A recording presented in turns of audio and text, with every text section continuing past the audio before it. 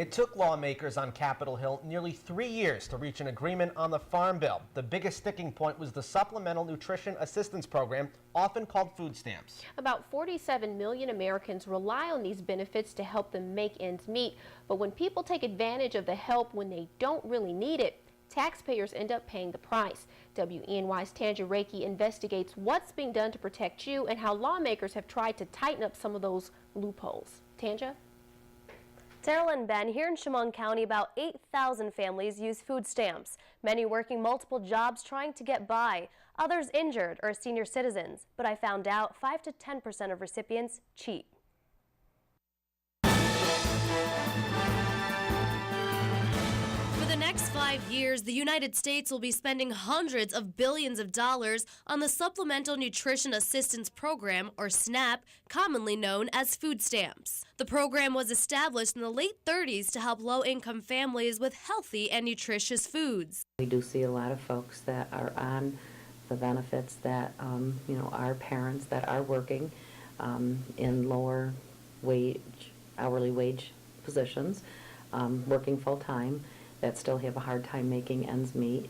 We also see a lot of disabled people and, of course, our senior citizens that utilize the benefits. People like Mary Horton, a mother of two battling lupus. I had to be in and out of group homes and different facilities for multiple years of my life. But that's not always the face of these benefits. There are going to be things in life where folks, we need to provide that helping hand. But we just have to make sure the program doesn't become a situation where it's a way of life and it's subject to waste, fraud, and abuse. And there is waste, fraud, and abuse in the system. Like here at grocery stores, for instance, I've been told people sometimes sell their benefits, let's say maybe 50 cents to the dollar. Or they simply can give their PIN to a pal, since the cards work pretty similar to a debit card. And it's not the grocery store's responsibility to check for ID. Children by far have to suffer whatever their parents' decisions are, that I have to make choices when I go to the store. And I often say, we will get a snack, or, we will have this or that, but I can't say for sure that we're going to get ice cream and cookies and the sugar cereals. Those decisions aren't always the easiest, so many families look to food pantries for that extra help. But some abuse them, and that's been putting a pinch on many pantries. In any system that we create, you're always going to have people who are going to be looking for loopholes to sort of work in their best interest. But it is fraud, and those who are caught could face jail time. Fraud is a lie, and lying and fraud is a theft, and that's burglary, and it should be a crime, punishable by law if you can catch them.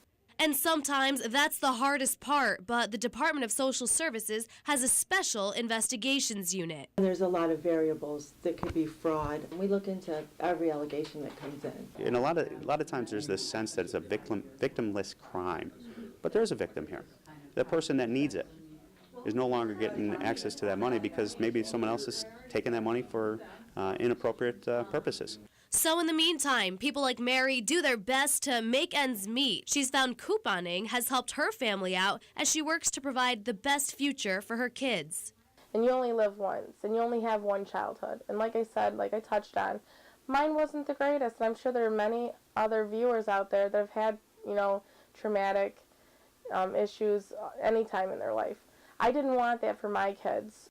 Mary's worked hard to do a lot with a little, something she says she learned from her late mother. She wants to pass her skills on to other people and is looking for a place to meet and trade coupons or teach people how to save on a tight budget, the legal way.